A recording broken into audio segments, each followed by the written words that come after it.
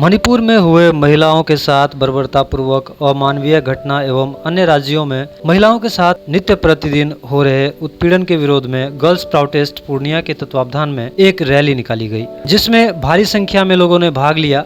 Media एवं देशवासियों को संबोधित करते हुए अवधूतिका आनंद कल्याणमया आचार्य ने कहा कि अतीत से लेकर वर्तमान में नारी की स्थितियों को अगर देखा जाए तो महिलाएं ही शोषण का मुख्य केंद्र बिंदु रही है, चाहे वह यौन शोषण हो या फिर भावनात्मक शोषण। आर्थिक शोषण, सामाजिक अधिकारों से लेकर शिक्षा एवं धार्मिक शोषण की बात क्यों न हो, महिलाएं हमेशा से समाज के इस कुंठित सोच का शिकार होती रही है। चाहे बात घरेलू हिंसा की हो या फिर दहेज प्रथा, भ्रूण हत्या जैसी नाना प्रकार के कुंठित विचारों की आग में नारी जाति ही जलती रही है। उन्होंने कहा कि आज परिस्थितियां ऐसी आ गई है कि उसे नग्न करके सड़कों पर घुमाया जा रहा है। जिस देश में नारी को शक्ति स्वरूपा देवी बनाकर पूजा जाता है, वहीं नारी को कामना वासना का खिलौना भी समझा जाता है। साथ ही आचार्य ने कहा कि इस प्रकार की अमानवीय मानसिकता का पोषण वर्तमान राजनीतिक व्यवस्था की देन है और यह एक सभ्य समाज के लिए शर्म की बात है।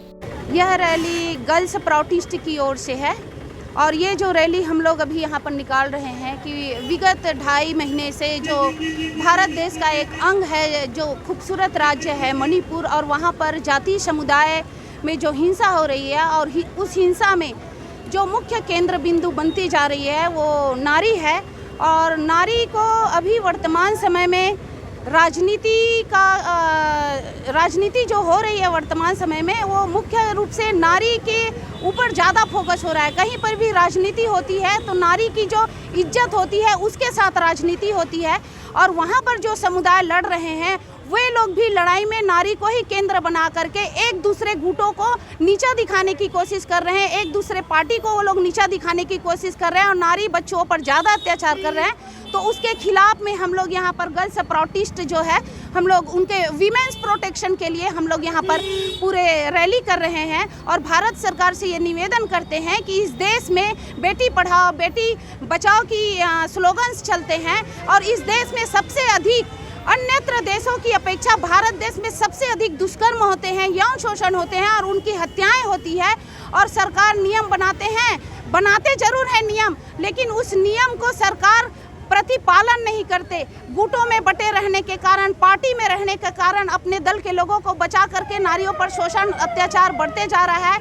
यहाँ का नियम केवल पेपर और पेन में है। तो हम लोग यहाँ पर जो मणिपुर में नग्न करके महिलाओं को जो वहाँ पर घुमाया गया, ये पूरे भारतवर्ष के लिए और भारतवर्ष का स्थान जो पूरे विश्व में बनाया गया समस्त भारतवासियों को लेकर, ये बहुत ही शर्म की बात है कि हमारी बहनों को नग्न करके रोड में घुमाया गया, परेड में घुमाया गया और ये कहा जा रहा है कि नारी की इज्जत उतर गई। मैं कहती हूँ कि नारी की इज्जत नहीं उतरी, पुरुषों ने अपनी इज्जत उतार दी और अपनी इज्जत उतारने के बाद नारियों की इज्जत उतारने की कोशिश कर रहे हैं। जिसकी इतनी गंदी मानसिकता हो सकती है, वैसे पुरुषों की इज्जत नहीं है। इसलिए बहनों, ये ना समझो कि तुम्हारी इज्जत उतरी है, पुरुष समाज ने अपनी इज्जत स्वयं उतारी है। नहीं है, सरकार के पास व्यवस्था भी है, सरकार के पास सत्ता भी है, सरकार के पास पावर भी है, लेकिन पावर कहीं न कहीं पार्टी के कारण, कहीं न कहीं वो अपनी दलगत सुरक्षा और स्वार्थ के कारण कहीं न कहीं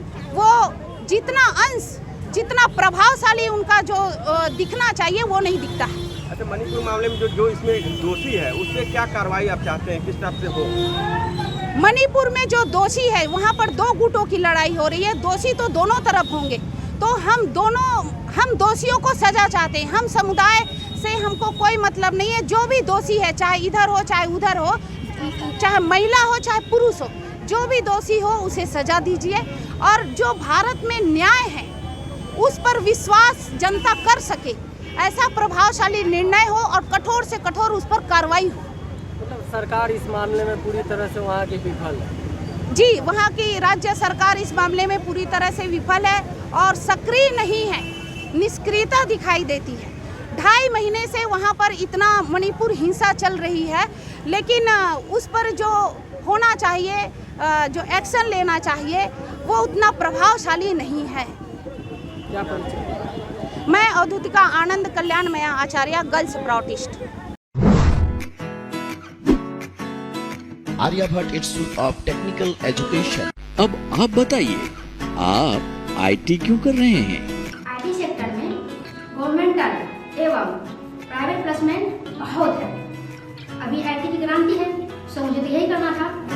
तो यहाँ आर्यभट्ट में होगा मौलाना मजरूल हक अरेबियन एवं फॉर्च्यून यूनिवर्सिटी पटना से मान्यता प्राप्त जिले का एकमात्र पैरामेडिकल आईटी एवं मैनेजमेंट इंस्टीट्यूट है।